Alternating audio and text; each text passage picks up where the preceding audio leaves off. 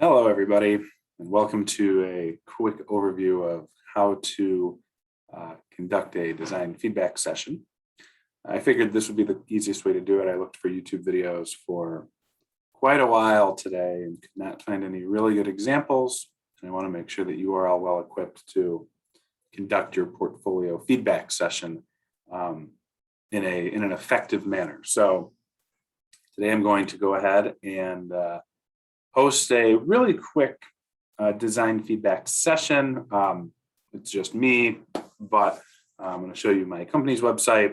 I'm going to go through each page, a couple of pages with the various questions that I'd like you to ask your peers.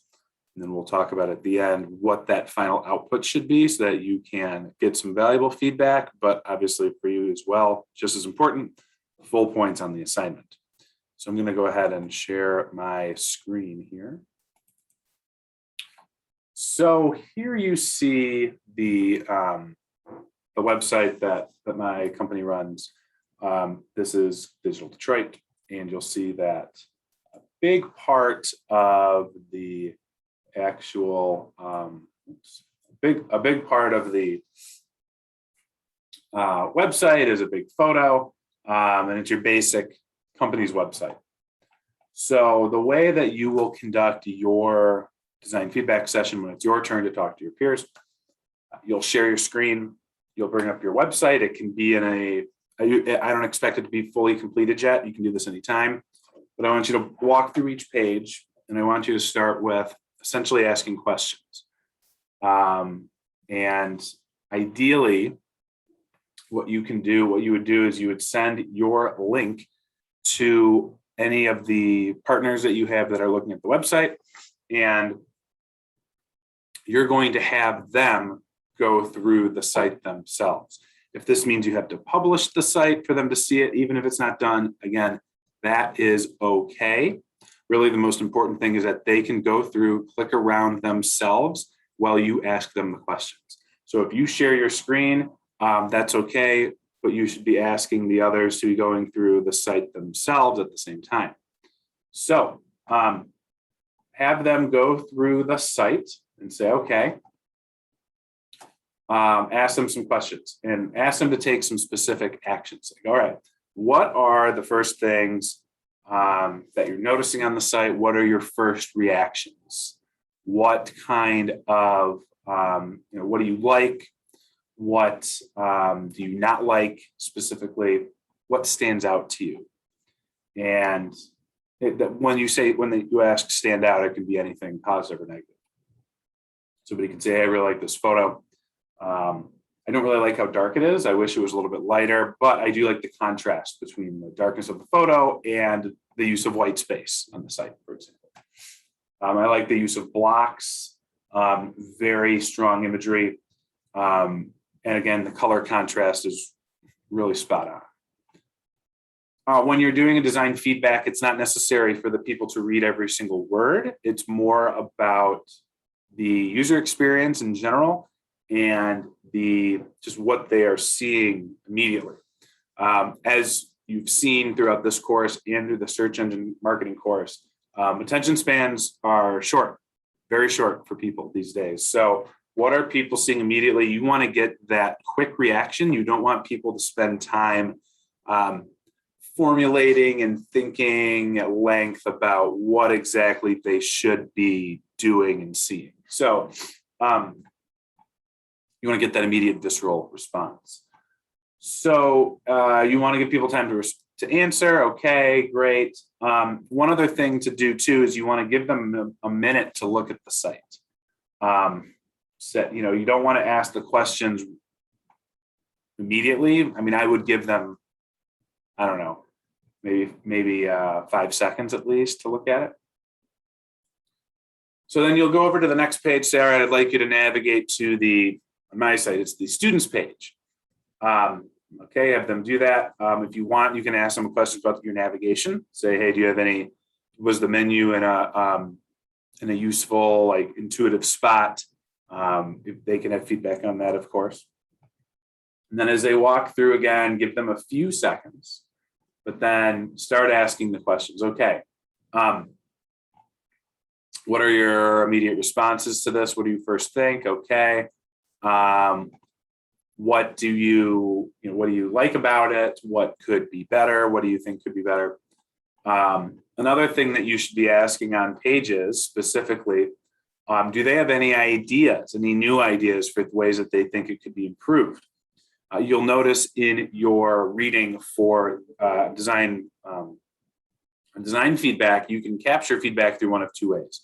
You can either use the feedback capture grid, or you can use the like, I wish, and what if version. I personally prefer the feedback capture grid.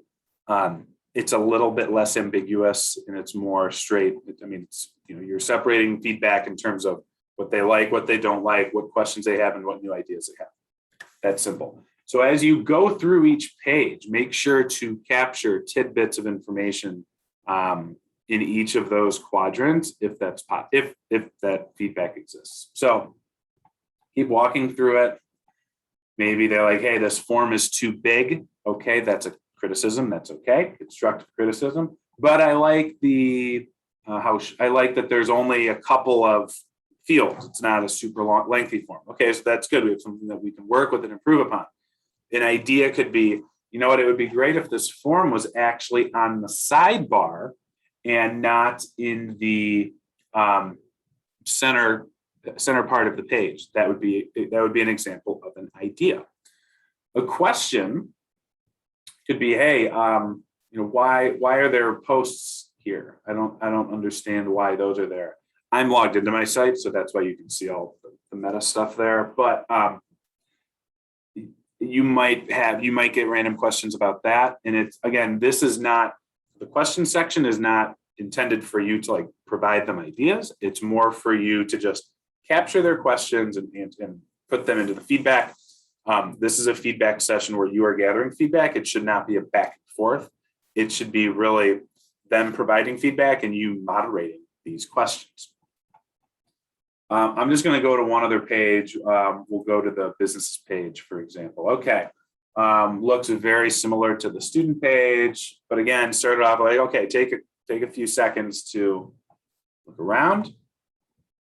All right, maybe count to 5. You can give them up to 10 seconds at the most, I'd say. And then, again, ask some quick questions. What do you like? What do you not like? Are there any immediate reactions? Hey, you have more headings here than on the last page. I think that works better overall. Okay, that's a good positive. Hey, I think the form is too big, but I like the contrast and colors again. So you might see some repetitive stuff.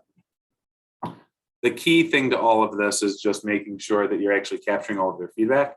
And it's helpful to separate it by page, and that when you are done at the end, again, you're not going to have a ton of pages, but when you're all done and you're providing your feedback, it's really important that you are actually turning in the feedback as written per page. So if you're going to go with the, I'm going to share my screen again so that you can see this here. If you're going to go with the 3 methods for the feedback, the feedback capture grid specifically, share this again.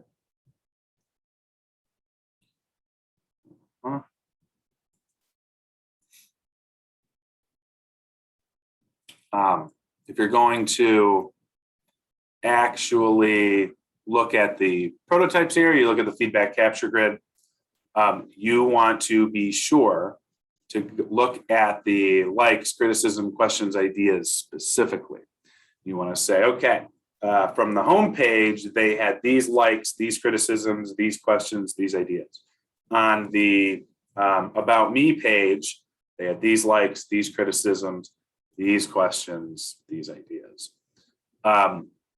You can draw these, you can type them up however you want, as long as your final, the final thing that you submit is the actual feedback. And that's about it for design feedback today. I just wanted to give a quick overview of how you should conduct it. It shouldn't take long. I think it may be, I mean, you might get a lot of feedback from your partners, which is great, but I don't think any individual portfolio should take more than about 15 minutes to conduct feedback. More traditional design feedback sessions can take hours, and sometimes, usually, honestly, they do better when they're in person, but this day and age, we don't have that luxury right now.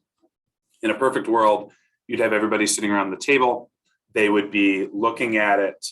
They'd all be looking at the website throughout for their own means. Maybe it's on their phone, maybe it's on a computer, maybe it's something else.